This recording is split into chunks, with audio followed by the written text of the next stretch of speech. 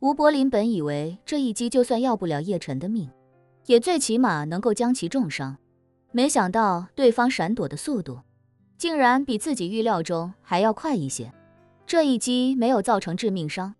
只是留下了一点皮开肉绽的皮外伤。对于修士来说，这点伤确实算不了什么，只要体内灵气充足，修复及时，就不会有什么太大的问题。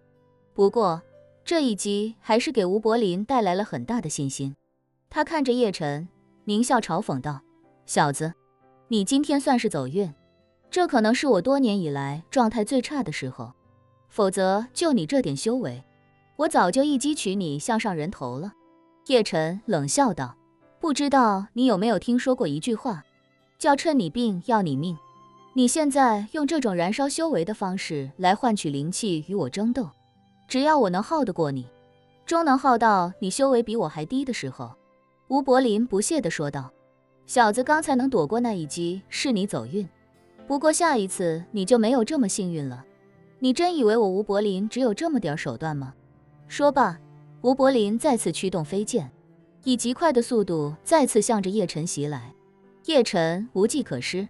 唯一能做的就是尽可能的干扰对方，所以他便立刻向着对方接连放出3道惊雷令，同时自己也在拼了命的急速闪躲。吴柏林没想到叶晨这惊雷令竟使得如此娴熟，眨眼间就丢出3道。一想到那种浑身触电的痛感，他心中也有些发怵，于是便立刻向一侧闪躲。对吴柏林来说，叶晨的惊雷令是越来越好防的。惊雷令最大的优势是能够出其不意，一击必敌。很多对手根本就没想到天上会降下天雷，所以大部分在第一次进攻的时候就会中招。可是，一旦惊雷令出其不意的时候，没能把对手干掉，再想搞出其不意，可就没这么容易了。吴柏林也看出叶晨黔驴技穷，燃麦的心理压力得到了不少缓解。他躲过3道天雷之后，便立刻向着叶晨急速冲来，同时加快燃麦的速度，让体内灵气再度爆出。强大的灵气构成了一种看不见摸不着的威压，直接将叶晨团团围住。此刻的他已经进入到了急速燃烧经脉的状态，势必要趁着一次将叶晨一击毙命。叶晨所有的精力都用在了如何抵御吴柏林的飞剑，可他没想到自己忽然仿佛置身水中，身体一下遭受到了很大的阻力。联想到刚才自己就是用这种方法抵挡吴柏林的飞剑，他立刻意识到吴柏林这也是在用同样的办法对付自己。被这种强大的灵气包裹起来，就像是被施加了一层减速的法术。叶晨本就跑不过吴柏林的飞剑，速度减缓之后就更难逃对方的魔爪。眼见自己的飞剑就要刺中叶晨心口，吴柏林还不放心，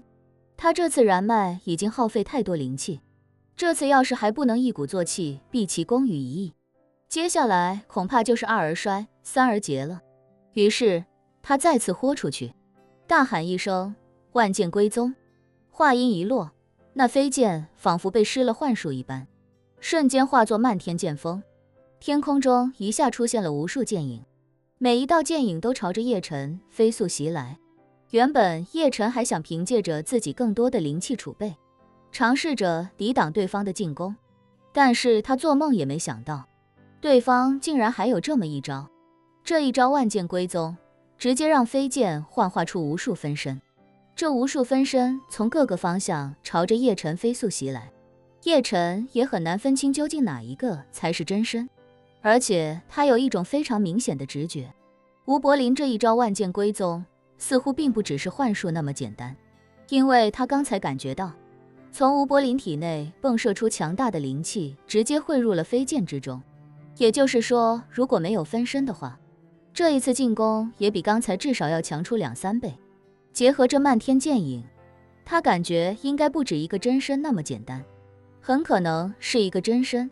以及多个至少有真身5成功力的幻化分身。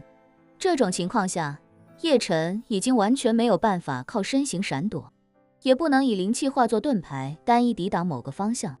电光火石之间，叶晨想过很多种应对方案，但最终都被否决。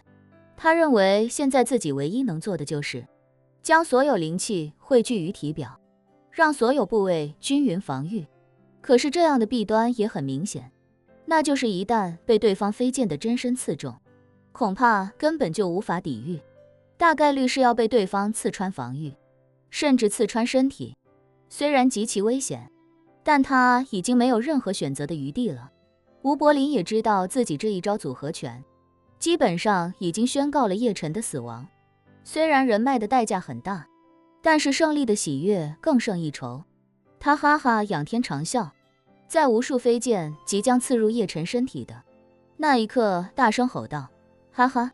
小子，我要让你死无全尸。叶晨并不怕死，因为他知道自己死不了，有林婉儿给自己的那枚戒指，自己最惨也不过就是承受一次死亡的痛苦。于是他把心一横，冷声说道：你根本没机会看到我的尸体。随即整个人往地上一坐，所有灵气汇聚于体表，准备硬扛他这一招万剑归宗。吴柏林的飞剑眨眼便到，叶晨感觉只就像是穿了一层防弹衣，被无数子弹疯狂扫射，自己全力构建起来的防御被无数飞剑以极快的速度摧毁。对方的进攻属实强横，燃脉的方式让吴柏林以极大的代价发动了这一次10成功力的进攻。叶晨修为本就低他太多，根本没有半分胜算。片刻之后，叶晨就感觉自己的灵气已经临近枯竭，而眼下就算吃药也是根本来不及了，因为消耗的速度远远大于丹药补充的速度。虽说他已经做好了再一次感受死亡的准备，可是这一次痛苦要远比上次长胜博自爆要来得强得多得多。长胜博的自爆威力虽然也很强，但胜在来得极快，人就是在那一瞬间感受到了极端的痛苦。叶晨甚至觉得，如果自己没有戒指保命的话，很有可能都没有机会感到痛苦，就直接化为齑粉了。可是这一次不一样，这一次简直就是千刀万剐。他身上的灵气已经消耗掉了9成9，浑身的衣服和皮肤被那些疯狂的飞剑分身割出无数伤口，他只能以惊人的毅力生扛这种痛苦。而就在这时，